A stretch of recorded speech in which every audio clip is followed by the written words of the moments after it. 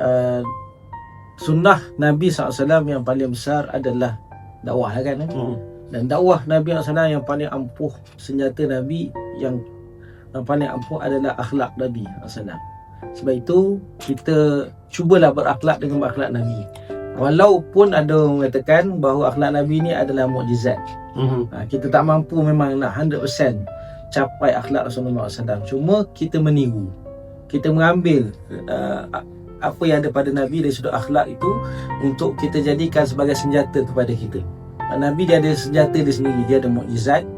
Nabi ada kalamullah, Quran kita pun ada kan, Al-Quran. Kemudian Nabi ada keistimewaan rupa paras cantik, tasab keturunan yang baik. Itu yang kita tak ada. Kita ada apa dia? Kita boleh tiru akhlak Nabi SAW.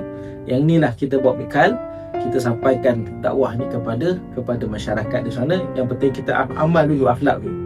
Amal dengan dulu akhlak yang baik pada diri Nabi, kemudian kita sebarkan kepada masyarakat. Itu je lah yang saya boleh kongsikan. InsyaAllah.